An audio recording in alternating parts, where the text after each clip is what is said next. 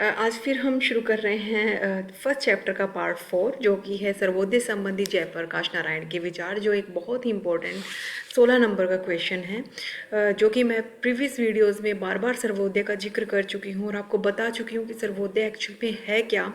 तो एक बार फिर से मैं इसको रिपीट कर देती हूँ, इसका अर्थ बताते हुए कि सर्वोदय जो है उसका अर्थ क्या है। तो आपको याद हो तो राजनीतिक विचारों का आपने 10th पॉइंट किया था, जिसमें सर्वोदय का अर्थ बताया गया था। देखिए, सर्वोदय शब्द सबसे पहले भारत में महात्मा गांधी द्वारा इस्तेमाल किया था। बता रही हूँ, वो आपको अपने बुक में लिखनी भी है। तो सर्वोदय शब्द का सबसे पहले प्रयोग गांधी जी ने किया था 1904 में, और उन्होंने जॉन रस्किन की एक book onto the last, English में थी, वो उन्होंने पढ़ी।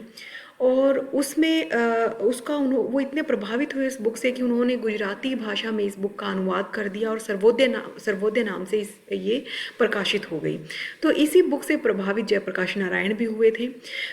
तो उन्होंने ये कंसेप्ट सर्वोदय का इस प्रकार से यहाँ लिया। सर्वोदय इसके बाद गांधी जी से सर्वोदय की भाषा या अर्थ सीखने के बाद जो विनोबा भावे जी हैं, जो कि प्रथम सत्याग्राही भी कही जाती हैं महात्मा गांधी की, तो विनोबा भावे सर्वोदय को लेकर काम कर रहे थे। तो उस समय जो है जयप्रकाश नारायण 1954 में उनके साथ आते हैं और सर्वोदय को लेकर उस आंदोलन में वो शामिल हो जाते हैं। मैं पिछले वीडियो में बता भी चुकी हूँ कि सर्वोदय 3 भागों में बटा हुआ था। सर्वोदय का अर्थ जो है, सर्वोदय का जो 3 भाग है वो है ग्रामदान, भूदान और संपत्ति दान, कि जिन लोगों के पास ये 3 चीज़ें हैं उनको दान कर देना चाहिए, गरीब लोगों के लिए, पिछड़े लोगों के लिए, के विकास के लिए। अगर सर्वोदय का अर्थ हम सरल शब्दों में कहें तो सर्वोदय का अर्थ होता है सभी का विकास, सभी का उदय। इस समाज में जो भी व्यक्ति बिल्कुल नीचे के तबके तक, कोई भी छूटना नहीं चाहिए, हर व्यक्ति का विकास होना चाहिए। उन्हें जाति, धर्म, भाषा, लिंग के आधार पर किसी प्रकार का कोई भेदभाव ना हो, सभी का समान तौर पर विकास हो, यही सर्वोदय है।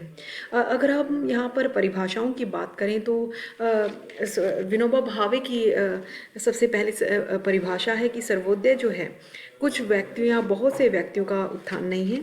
इसका अर्थ अधिकतम लोगों का उत्थान भी नहीं है, यानी कि कुछ लोग और कुछ व्यक्तियों का तो बिल्कुल भी अर्थ नहीं बनता कि केवल उन्हीं का उत्थान हो, और ना ही इसका अर्थ बनता है कि अधिकतम लोगों का, यानी कि अधिकतम का मतलब होता है कि ज़्यादा से ज़्यादा, यानी 100 में से 90 लोगों का विकास हो जाए, बहुत है उतना नहीं। अधिकतम का नहीं, बल्कि सभी का विकास की बात करते हैं। तो हम अधिकतम लोगों के अधिकतम सुख से भी संतुष्टि नहीं हो सकती है, तो इसको भी हम कंसीडर नहीं करेंगे। हम तो सबसे ऊंचे, नीचे, सबल, निर्बल, बुद्धिमान, हर एक को संतुष्ट करने का प्रयास करते हैं, हर एक के विकास के लिए, चाहे किसी भी धर्म नस्ल का हो, हर एक के विकास के लिए खड़े हैं। इसी तरह से आरपी मसानी भी कहते हैं कि सर्वोदय आंदोलन समाज के पुनर्कथन के लिए एक अपूर्व मानस प्रयास है। वो बहुत अधिक आरपी मसानी बहुत अधिक सर्वोदय को मानते हुए इस चीज़ का बल देते हैं कि सर्वोदय समाज के विकास के लिए बहुत जरूरी है। संपत्ति दान, ग्राम दान को सर्वोदय आंदोलन के 3 महत्वपूर्ण अंग माना है, ये मैं आपको ऑलरेडी बता चुकी हूँ। ये तीनों तरह के दान केवल वह व्यक्ति ही कर सकते हैं जो भौतिकवादी नहीं है, यानी कि जो भौतिकवादी वो होते हैं जो इन सांसारिक वस्तुओं को, जो धन को, संपत्ति को, जो विलासिता की वस्तुएं हैं, उनसे बहुत अधिक प्यार करते हैं। वो व्यक्ति जो भौतिकवादी है वो ये तीनों दान नहीं कर सकते। ये दान वो कर बहुत अधिक सुदृढ़ है। तो यहाँ पे सर्वोदय का क्या होगा, व्यक्तियों का सबसे पहला प्रयास होगा कि व्यक्तियों को आध्यात्मिक और नैतिक तौर पर सुदृढ़ करे, ताकि वो सर्वोदय को लेकर अधिक से अधिक सामने आ सके। तो यहाँ पर अब आते हैं हम सर्वोदय के पॉइंट्स के ऊपर।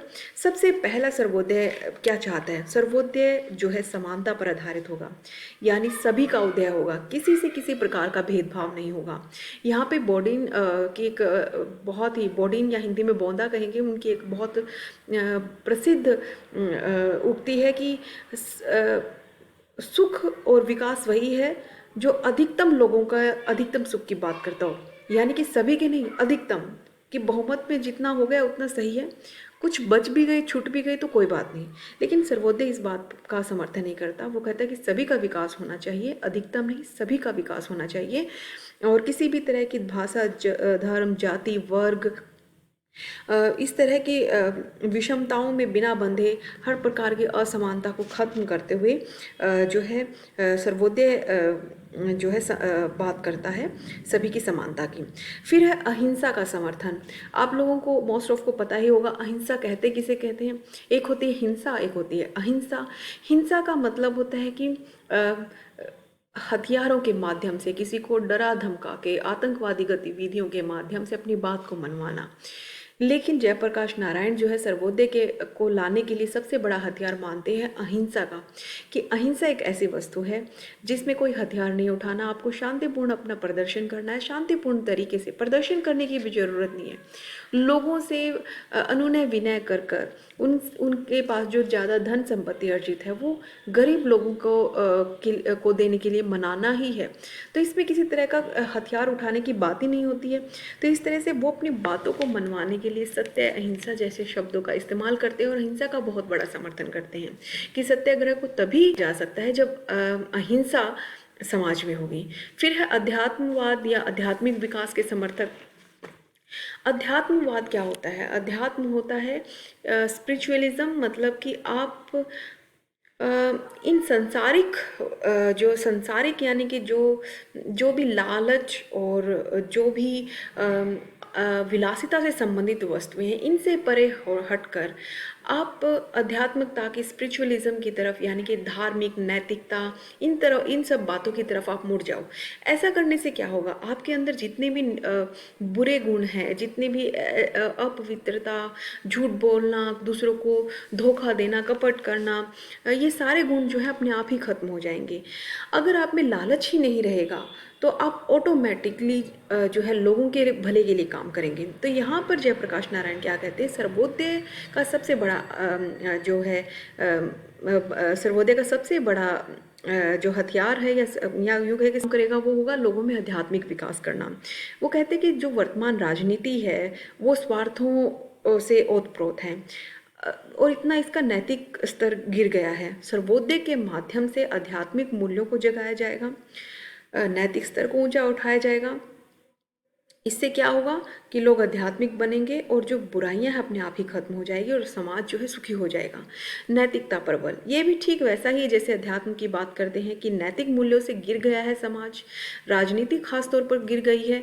राजनीतिक दल केवल स्वार्थों पर आधारित हैं, वो अवसरवादी हो चुके हैं। उन्हें सिर्फ एक ही लोभ है कि वो केवल सत्ता में आ जाएं और फिर भ्रष्टाचार करें, अधिक से अधिक धन का संचय करें। तो वो क्या कहते हैं कि सर्वोदय लोगों में नैतिकता लाने का प्रयास करेगा और नैतिकता जहाँ पे हो गई तो वहाँ पर स्वार्थ, लालच, लोभ जैसे शब्द अपने आप ही खत्म हो जाएंगे और लोग जो हैं अपने आप से दूसरे लोगों की सेवा भाव के साथ आगे आएंगे, समर्थन करेंगे। तो नैतिक मूल्यों में जो गिरावट हो गया उसको खत्म कर उसको जो है उत्थान करने का, नैतिक मूल्यों को उत्थान करने का काम जो है सर्वोदय करेगा। तो ये एक महत्वपूर्ण काम है। फिर आते हैं विकेंद्रीकरण पर बल। ये मैं बार बार रिपीट नहीं करूँगी, आपको ऑलरेडी राजनीतिक विचारों में अच्छे से एक्सप्लेन किया है कि विकेंद्रीकरण का मतलब है सत्ता, सरकार, शासन, शक्ति ये किसी एक व्यक्ति या एक दल के हाथ में ना होकर सभी लोगों के हाथों में होना, यानी आम लोगों के हाथों में होना। आम लोग योजनाओं का निर्माण करें देश को चलाने के लिए, आम व्यक्ति अधिक से अधिक शासन सत्ता में भागीदारी दे। यही विकेंद्रीकरण है जिस पर वो बार बार बल देते हैं। का विकास सर्वोदय द्वारा इस देश में ही नहीं, इस पूरे विश्व में जितनी भी समस्याएं हैं वो सर्वोदय द्वारा ही पाई जा सकती हैं। सर्वोदय ही एकमात्र साधन है कि पूरे विश्व के नागरिकों का उत्थान किया जा सकता है। इसके द्वारा स्वतंत्रता, समानता, विश्व बंधुत्व, नैतिकता, अध्यात्मवाद आदि गुणों का विकास कर सकता है सर्वोदय, क्योंकि ये आध्यात्मिकता जुड़ा हुआ है। इसी तरह से विश्व की जो समस्याएं हैं, विश्व में बहुत सारी समस्याएं फैली हुई, चाहे आतंकवाद है, चाहे पर्यावरण की समस्याएं हैं, राजनीतिक सामाजिक पतन की समस्याएं हैं, आर्थिक समस्याएं हैं, बहुत सारी भ्रष्टाचार हैं, बहुत सारी ऐसी समस्याएं हैं। सॉरी, ये मैं 9वां पॉइंट आपको एक्सप्लेन कर रही हूँ। तो ये सारी समस्याएं जो हैं सर्वोदय के द्वारा खत्म की जा सकती है। फिर से वही चीज़, भारत का विकास भी सर्वोदय के माध्यम से, जिस तरह से विश्व की समस्याओं को मैंने गिनवाया, इसी तरह से भारत में भी ये सारी समस्याएं हैं, भ्रष्टाचार, महंगाई, ये सारी चीज़ें जो आम आदमी के लिए परेशानी का सबब हैं, ये सारी चीज़ों को नियंत्रित करने का काम सर्वोदय कर सकता है, क्योंकि सर्वोदय जो है आध्यात्मिक, नैतिकता और अहिंसा पर आधारित है, जो कि व्यक्ति को गलत और सही का मार्गदर्शन करता करता है, सही पर व्यक्ति चलेगा तो अपने आप इस समाज का उदय होगा, इस देश का उदय होगा, भारत का उदय होगा, विश्व का उदय होगा और सारी जो समस्याएं हैं वो अपने आप ही खत्म हो जाएगी और चहुमुखी विकास होना प्रारंभ हो जाएगा। इसके बाद जो है ग्रामीण संस्थाओं के सर्वोदय का आधार है। मैं ये राजनीतिक पॉइंट में भी कर चुकी हूँ आपको कि ग्रामीण संस्थाएं कितनी बड़ी भूमिका निभा सकती है सर्वोदय के लिए। ग्रामीण संस्थाएं तो पंचायतें, जिला पंचायतें, मैंने एक पूरा स्ट्रक्चर भी आपको लास्ट वीडियो में बताया था कि 6 स्तर की है। एक तो ग्राम स्तर पर जो है पंचायत मंडल, थाना मंडल, जिला मंडल, प्रांत, राज्य मंडल और फिर केंद्र मंडल, ये इस तरह से शासन सत्ता होनी चाहिए। तो इनमें ग्रामीण स्तर पर यानी कि जो पंचायतें हैं, ग्राम पंचायतें, उनकी बहुत अधिक महत्वपूर्ण भूमिका है। और ये जो है क्योंकि ये जो हिस्सा है, ये ग्रामीण संस्थाएं प्रत्यक्ष रूप से जनता के नियंत्रण में होती हैं और राजनीतिक दलों का इनमें कोई हस्तक्षेप नहीं होगा। तो होगा तभी सर्वोदय की सफलता संभव होगी। सर्वोदय में प्रत्येक ग्राम एक गणतंत्र के समान होगा, पंचायतों को संपूर्ण अधिकार दिए जाएंगे। उनका मत था कि भारत का चहुमुखी विकास करने के लिए सर्वोदय सिद्धांत को पहले ग्रामीण स्तर पर अपनाना आवश्यक है, इसलिए सर्वोदय जो है ग्रामीण संस्थाओं का आधार माना है उन्होंने। फिर वो कहते हैं कि सर्वोदय में राजनीतिक दलों का कोई महत्व नहीं होगा। हालांकि ये पॉइंट में आपको 16 नंबर का अलग से क्वेश्चन होगा कि दल विहीन लोकतंत्र की वो बात करते हैं, वो कैसा लोकतंत्र है। लेकिन यहाँ पे छोटा सा मैं आपको बता दूं कि सर्वोदय में राजनीतिक दलों का कोई महत्व नहीं होगा, क्योंकि राजनीतिक दल स्वार्थ पर आधारित हैं, केवल वो नैतिक तौर पर गिर चुके हैं, अवसरवादी हो गए हैं, उनका एक ही उद्देश्य है शासन सत्ता में बने रहना। तो ऐसे राजनीतिक दल कभी मजबूत लोकतंत्र नहीं दे सकते, कभी भी लोगों के विकास की बात नहीं सोच सकते। तो सर्वोदय में राजनीतिक दल कोई भी स्थान नहीं रखेंगे। फिर लोक मत पर बल, यानी कि लोगों का मत क्या है, लोगों का मन क्या कहता है, इस बात को जानना। सर्वोदय का एक और आधार ये होगा कि लोग क्या चाहते हैं, ये चीज़ पहले लेकर चली जाए। नियमों और कानून का पालन जो है, लोग जिस भी नियम और कानून के लिए हाँ करेंगे, सहमति देंगे, केवल वही नियम कानून लागू होगा, इसके अलावा कोई नहीं। और जो पुलिस व्यवस्था है, सर्वोदय में ना कोई पुलिस व्यवस्था होगी, ना जेलें होंगी, ना कोई कानून होगा लोगों को डर पैदा करने के लिए। ये सारी चीज़ें जो है खत्म हो जाएंगी सर्वोदय समाज में, ताकि लोगों में भय ना हो और वो अपनी बात खुलकर रख सकें।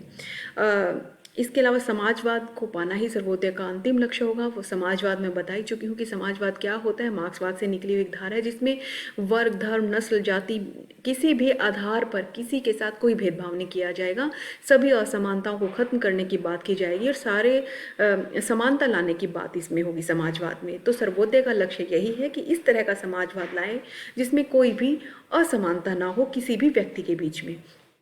फिर 13वां पॉइंट, कुछ क्रिटिक्स कहते हैं सर्वोदय को लेकर कि सर्वोदय तो मार्क्सवाद जैसे मार्क्सवाद, ये सारी जो ऊपर आपने 12 पॉइंट्स बताए यही बात मार्क्सवाद कहता है, तो इसको सर्वोदय क्यों कह रहे हैं अलग से, ये तो मार्क्सवाद ही है। तो ये जो 13वां पॉइंट है ये अलग करता है मार्क्सवाद और सर्वोदय को, कि सर्वोदय की अपनी अलग विशेषताएं और मार्क्सवाद की अपनी। आप सर्वोदय और मार्क्सवाद को एक नहीं मान सकते, क्योंकि मार्क्सवाद कभी भी आध्यात्मिकता और नैतिकता की बात नहीं करता, धार्मिक मूल्यों की बात नहीं करता है। मार्क्सवाद भौतिकवादी सांसारिक वस्तुओं पूंजी की बात करता है कि पूंजी के आधार पर समाज 2 वर्गों में बटा हुआ है। सर्वोदय वर्गों की बात नहीं करता कि 2 ही वर्ग हैं इस समाज में, अमीर गरीब या वर्गों के आधारित, वो सभी की समानता की बात करता है।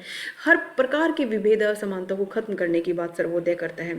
तो इस तरह से मार्क्सवाद से ये बहुत सारी चीज़ों से अलग है। मार्क्सवाद श्रमिक जो हैं यानी मजदूर हैं उनके विकास की बात करता है कि उनको आगे लेकर जाया जाए, उनके साथ जितने भी भेदभाव हैं वो खत्म कर दिए जाएं। बल्कि सर्वोदय में ऐसा नहीं है।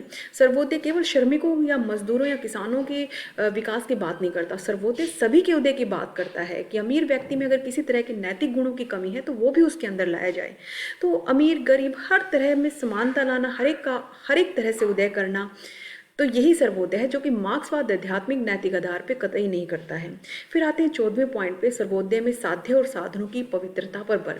आपको समझना होगा साध्य क्या होते हैं, साधन क्या होते हैं। साध्य होता है लक्ष्य। मान लीजिए एक अच्छा शासन हमारा लक्ष्य है। उसके लिए साधन क्या होंगे? अच्छे नेता साधन है। अच्छे नेता होंगे तो आगे जाकर अच्छे शासन भी करेंगे। तो ये साधन है। तो इसीलिए कहते हैं कि साधन अगर अच्छे होंगे, नेता अगर अच्छे होंगे तो अपने आप शासन अच्छा हो जाएगा। यानी साधन अगर पवित्र रखोगे तो आपका साध्य भी जो है, जो लक्ष्य भी है, वो अपने आप से ही पवित्र हो जाएगा। तो साध्य साधनों की पवित्रता की बात सर्वोदय करता है। तो ये 14 पॉइंट आपको सर्वोदय के 16 नंबर के क्वेश्चन में करने हैं। आगे हम दलविहीन तंत्र पर बात करेंगे। अभी के लिए इतना ही। Thank you.